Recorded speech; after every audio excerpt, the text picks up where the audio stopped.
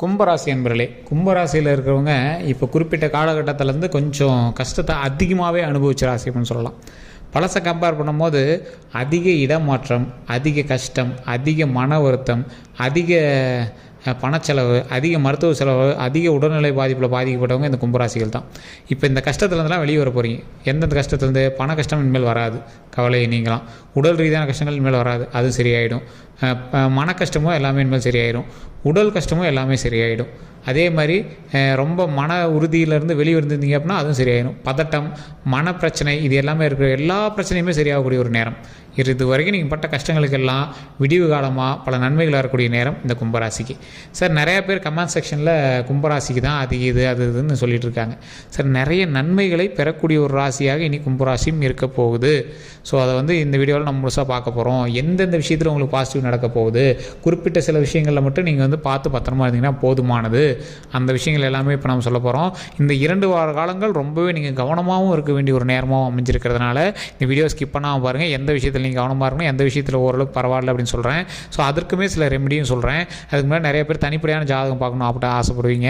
அவங்களுக்கு கீழே description number கொடுத்துருக்கேன், நீங்கள் ஜஸ்ட் கால் பண்ணி கேட்டு தெரிஞ்சிக்கலாம். ஏன்னா இந்த கும்பராசியில் இருக்கிறவங்க நிறைய பேர் நீங்கள் பார்த்துருப்பீங்க. எல்லாருக்கும் இந்த வீடியோ பொருந்துமா அப்படின்னா 90% மேலே பொருந்துங்க. இருந்தாலும் தனித்துவமான ஜாதகம் ஏன் பார்க்குறாங்க அப்படின்னா ஒவ்வொருத்தருக்கும் தனித்தனி கட்டம், தசா, புத்தின்னு இருக்குதுங்க. அதோட கூட இருக்கக்கூடிய லொக்கேஷன் ஒன்று இருக்குது, உங்கள் கூட இருக்கக்கூடிய ராசிகள்னு ஒன்று இருக்குது.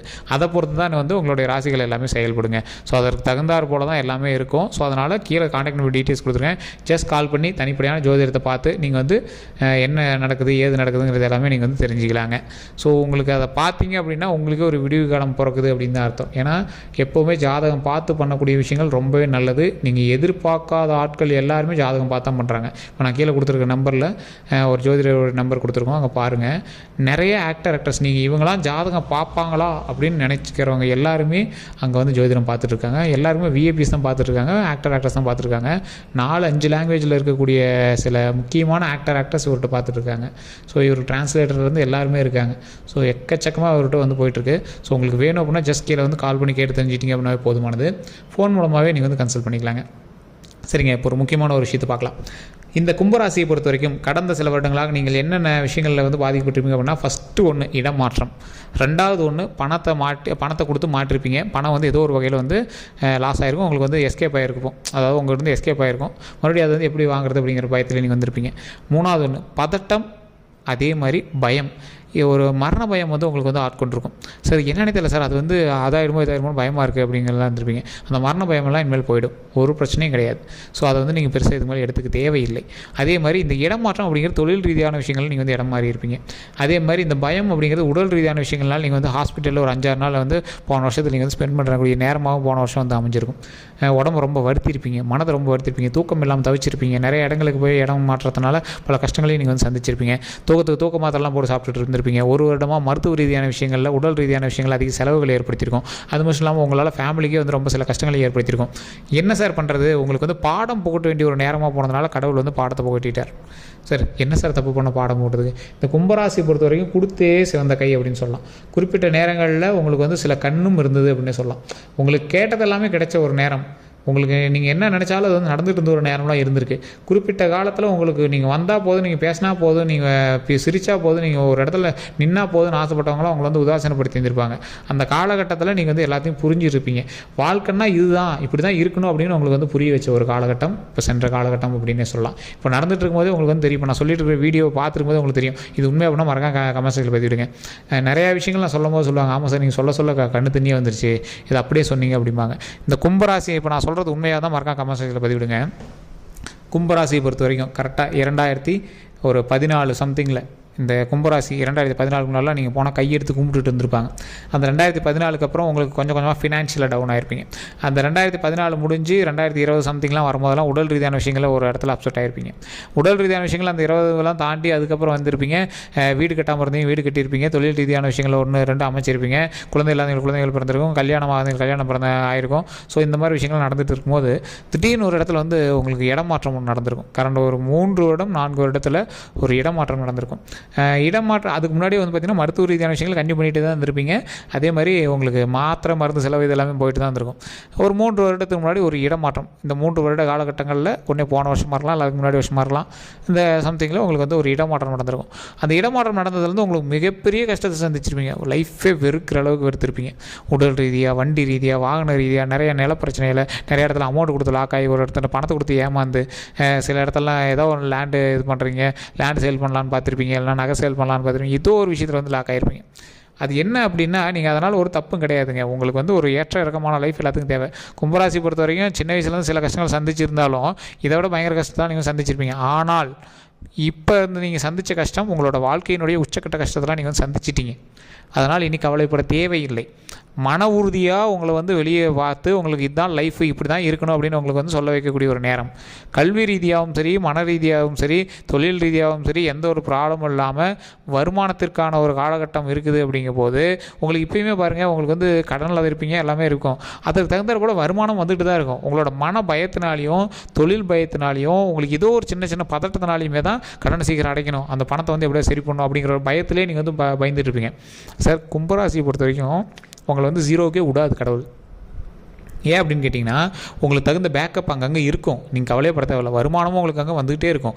ஆனால் உங்களோட பயத்தினாலேயே நீங்கள் சீக்கிரம் அதை பண்ணணும் அப்படின்னு ஆசைப்படுவீங்க. அதுவுமே நீங்கள் சிறப்பான விஷயம் தான், ஒன்றும் தப்பு இல்லைங்க. கடனை சீக்கிரம் கட்டுறது தப்பு இல்லை. அதுக்கு ஏதோ ஒரு நகையோ இல்லை ஏதோ நீங்கள் வந்து சரி பண்ணிவிட்டு நீங்கள் பண்ணுறீங்க அப்படின்னா தப்பு இல்லைங்க. அது ஒன்றும் பிரச்சனை கிடையாது. என்னைக்கு இருந்தாலும் அது நீங்கள் வந்து சம்பாரிச்சிருவீங்க. இந்த காலகட்டம் உங்களுக்கு பாடம் போகட்ட வேண்டிய காலகட்டம் அப்படிங்கிறதுனால பாடம் போகட்டுது. ஏதோ ஒரு சின்ன இதை வந்து நீங்கள் மிஸ் பண்ணீங்க அப்படின்னா போதுமானது. அப்படின்னா அந்த சின்ன சின்ன இழப்புகளையே நீங்கள் வந்து சந்திச்சிருப்பீங்க. அப்படின்னா இப்போ ஏதோ நகை இது பண்ணுறோம், இல்லை லேண்டு சேல் பண்ணி இது பண்ணுறீங்க, இல்லை ஏதோ ஒரு பேங்க்கில் கொண்டு போய் நகை வைக்கிறீங்க, இல்லை ஏதோ ஒரு வகையில் தொழில் ரீதியான விஷயங்களுக்காக தொழிலை வந்து இது பண்ணுறீங்க, சரி பண்ணுறீங்க. அப்படி இல்லைன்னா ஏதோ ஒரு வீடு ஆல்ட்ரு பண்ணுறீங்க, இல்லை இடமாற்றத்துலேயே நீங்கள் வந்து சரி பண்ணி வேறு இடத்துல வந்து சரி பண்ணுறீங்க அப்படின்னா அது ஒன்றும் பெரிய பிரச்சனைலாம் இல்லைங்க. அந்த விஷயத்தினால பெரிய கண்டங்கள் தப்பிக்குது. பெரிய கண்டத்துலேருந்து நீங்கள் தப்பிக்கிறீங்க. ஸோ அவ்வளோதான். மற்றபடி உங்களுக்கு எந்த ஒரு ப்ராப்ளம் கிடையாது.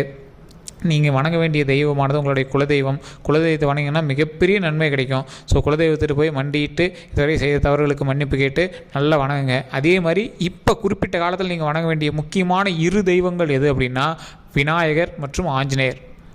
ஸோ விநாயகர்கிட்ட பக்கத்தில் ராகு கேது இருக்கக்கூடிய விநாயகர்கிட்ட போய் பக்கத்தில் நின்று வணங்குங்க. ரொம்ப மனமுருகி வணங்குங்க. இப்போ உங்களை தப்பிக்க வைக்கிறதுக்கு அது ஒரு மிகப்பெரிய ஒரு ஜீவராசி. ஸோ சனியினுடைய பார்வையிலிருந்து விலகுவதற்கு விநாயகரினுடைய அருள் மிக மிக நன்மையை கொடுக்கும். அதே மாதிரி ஆஞ்சநேயனுடைய அருள் மிகப்பெரிய நன்மையை கொடுக்கும். 2 தெய்வங்களையும் வணங்குங்க. இப்போ நீங்கள் வந்து 2யுமே வந்து சனிக்கிழமை வணங்கலாம். பிள்ளையாரெலாம் நிறைய பேர் சொல்லுவாங்க சனிக்கிழமை வணங்கலாம், பிள்ளையாரெலாம் சனிக்கிழமை வணங்கலாம். ஒன்றும் தப்பே கிடையாதுங்க. விநாயகரை வணங்குங்க, ரொம்ப ரொம்ப நல்லது. விநாயகரை போய் சுற்றி வந்துட்டு விநாயகர் காலையில் நேரத்தில் விநாயகர் சுற்றி வந்துட்டு விளக்கேற்றி வணங்குங்க, ரொம்ப நல்லது. அதே மாதிரி ஆஞ்சநேயர் நீங்கள் வந்து சனிக்கிழமை நாட்களில் போய் வணங்குங்க. ஏதோ ஒரு விஷயம் வந்து ஆஞ்சநேயருக்கு செய்கிறோம், என்னால் முடிஞ்சதை நான் செய்கிறேன் அப்படின்னு செய்யுங்க. கண்டிப்பாக ஆஞ்சநேயர் மிகப்பெரிய நன்மையை தருவார்.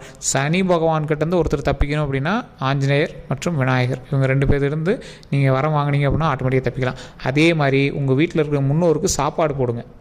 இறந்ததுக்கப்புறம் காக்காய் சோறு வைக்கிறது வேறு. வாழும் போதே உங்களோட முன்னோருக்கு, உங்களுடைய ரத்த சம்பந்தமான முன்னோர்களுக்கு, வயதானவர்களுக்கோ யாரோ ஒருத்தருக்கு நீங்கள் சாப்பாடு போட்டுட்ருந்தீங்க அப்படின்னா எந்த ஒரு ப்ராப்ளமே வராதுங்க. ஒரு மிகப்பெரிய சீக்ரெட்டே அதுதான். நிறையா பேருக்கு தெரியாத ஒரு விஷயம். வயசானவங்களுக்கு சோறு போட்டுட்ருந்தீங்க அப்படின்னா உங்களுக்கு எந்த ஒரு ப்ராப்ளமே வராது. 7.5 சனியில் இல்லை சனி பகவானோட காலகட்டத்தில் எந்த ஒரு பிரச்சனையுமே தராத ஒரு காலகட்டம் அப்படின்னா உங்களுடைய முன்னோர்களுக்கு நீங்கள் சோறு போடுவது. இறந்த முன்னோர்களுக்கு வந்து சாமி படையல் போட்டு ஒரு நாள் கும்பிட்றதெல்லாம் வேஸ்ட்டு. அது நீங்கள் அப்படி கும்பிட்றீங்க அப்படின்னா, நீங்கள் அதுக்கு முன்னாடி செய்யாமல் விட்டுருந்தீங்க அப்படின்னா செஞ்சிங்கன்னா ஓரளவுக்கு பரவாயில்ல. அதே மாதிரி வருடத்திற்கு ஒரு டைம் நீங்கள் வந்து செஞ்சீங்க அப்படின்னா ரொம்பவே பரவாயில்ல. அதுவே உயிரோடு இருக்கும் போதே எங்களுக்கு செஞ்சோம் அப்படின்னா ரொம்ப ரொம்ப ரொம்ப ரொம்ப ரொம்ப நல்லதுங்க. எங்கள் மனசார வயிறார உங்களை வாழ்த்தணும். எங்களோட ரத்தம் திறந்து தான் நீங்கள் வந்தீங்க அப்படின்னா அவங்க வாழ்த்தும் போது மிகப்பெரிய நன்மை கிடைக்கும். இதை நீங்கள் செஞ்சு பாருங்கள். உங்களுக்கு ஒரு வாரத்திலே உங்களுக்கு ஒரு சின்ன சின்ன வேரியேஷன் உங்களுக்கு தெரிய ஆரம்பிக்கும். அதன் மூலமாகவே ஆமாம் இவர் சொன்னது உண்மை அப்படின்னு நீங்கள் வந்து ப்ரூவ் பண்ணிடுவீங்க. ஸோ இதை நீங்கள் பண்ணிவிட்டு கடவுள், அதாவது நான் சொன்ன 2 கடவுளை கண்டிப்பாக வணங்க. ஃபஸ்ட்டு குலதெய்வத்தை வணங்கிட்டு அதற்கு பிறகு விநாயகரையும் ஆஞ்சநேயரையும் வணங்க. ஓம் விநாயகரே போற்றி, ஓம் விநாயகரே போற்றி, ஓம் விநாயகரே போற்றி அப்படின்னு விநாயகர் முன்னாடி 9 தடவை சொல்லிவிட்டு விநாயகர் 3 டைம் அல்லது 9 டைம் சுற்றி வாங்க. ரொம்ப நன்மை தரும். ஆஞ்சநேயர் கோயிலுக்கு போனீங்க அப்படின்னா ஓம் ஆஞ்சநேயரே போற்றி, ஓம் ஆஞ்சநேயரே போற்றி, ஓம் ஆஞ்சநேயரே போற்றி அப்படின்னு சொல்லுங்கள். சொல்லி அந்த சாமியை வணங்கிட்டு துளசி மாலை முடிஞ்சால் துளசி மாலை வாங்கி போட்டு வணங்கிட்டு வாங்க. ரொம்ப நல்லதுங்க. அது உங்களுக்கு அதோட வித்தியாசம் வந்து நீங்கள் வணங்கினதுக்கு பிறகு தெரியும், உங்களோட முன்னோர்களுக்கு சாப்பாடு போடும்போது தெரியும். இந்த 2 விஷயத்தை நீங்கள் பண்ணீங்க அப்படின்னா மிகப்பெரிய நன்மை நடக்கும். இப்போ நான் சொன்னது எதுவுமே ரொம்ப உங்களுக்கு செலவும் அதிகம் கிடையாது, டைமும் உங்களுக்கு வேஸ்ட் ஆக போகிறதில்ல. செஞ்சிங்கன்னா ரொம்ப மிகப்பெரிய நன்மை கிடைக்கும். இதை செஞ்சு பாருங்கள். இல்லை சார் சனிக்கிழமை டைம் இல்லை, மற்ற நாட்களுக்கு மூலமாக எந்த நாட்களில் வேணாலும் நீங்கள் போய் கும்பிடலாம். அதை போய் பக்கத்தில் நின்று நீங்கள் வணங்குறத பொறுத்து மட்டும்தான் இருக்குது, உங்களுக்கு எந்த ஒரு ப்ராப்ளம் கிடையாது. அதே மாதிரி உங்களுடைய முன்னோர்களுக்கு சாப்பாடு போடுறது, உங்கள் வீட்டில் பெரியவங்க இருந்தாங்கன்னா சாப்பாடு போடுங்க. அப்படிலாம் யாராவது இல்லை அப்படிங்கிற பட்சத்தில் அவங்களுக்கு வந்து நீங்கள் காகத்துக்கு சாப்பாடு வச்சு வழிபட்டாலும் ரொம்ப நல்லது தான், ஒன்றும் தப்புலாம் கிடையாது. ஸோ இதை நீங்கள் பண்ணிங்க அப்படின்னாவே போதுமானது. நான் சொன்ன விஷயங்கள் உண்மை அப்படின்னா மறக்காம கமெண்ட் செக்ஷனில் பதிவிடுங்க. இந்த வீடியோ பிடிச்சிருந்தா ஃபாலோ பண்ணிக்கோங்க. ஃபேஸ்புக்கில் பார்க்கணும் ஃபாலோ பண்ணிக்கோங்க. யூடியூப்பில் பார்க்கணும் கண்டிப்பாக சப்ஸ்கிரைப் பண்ணிவிட்டு பக்கத்தில் பெல் பட்டனை ப்ரெஸ் பண்ணி அதில் ஆல் பண்ணி கிளிக் பண்ணிக்கோங்க. வீடியோ பிடிச்சா லைக் பண்ணிக்கோங்க. உங்களோட நண்பர்களுக்கு கண்டிப்பாக பகிருங்க. எல்லோருக்கும் நன்றி நண்பர்களே.